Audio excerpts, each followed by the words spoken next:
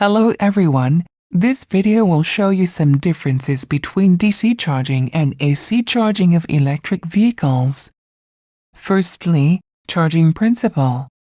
DC charger charges the power battery of an electric vehicle directly, but AC charger only provides power output and has no charging function. It needs to be connected to the onboard charger to charge electric vehicles, which is equivalent to just playing a role of control power supply. Secondly, charging power.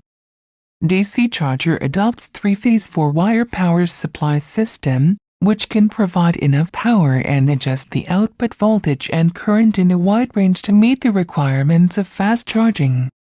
Its power range from 20 kilowatts to 360 kilowatts normally. However, AC charger provides AC power with power range from 3.5 kilowatts to 7 kilowatts normally. Thirdly, charging speed. DC charging has higher power than AC charging, which means DC charging has faster charging speed for saving time. Fourthly, appearance.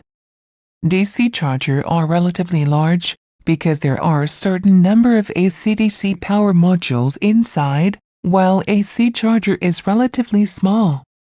Besides, DC charger and AC charger also adopt some different type connectors around the world due to the different charging standard. Fifthly, installation.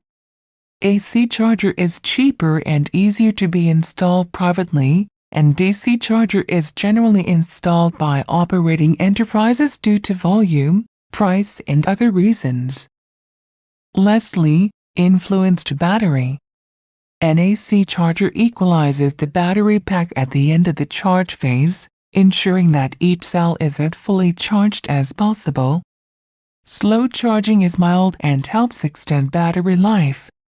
The DC charger has high requirements on the quality of the battery, and the battery pack would have voltage unbalanced under large current, so long-term fast charging will cause a certain loss of the battery life.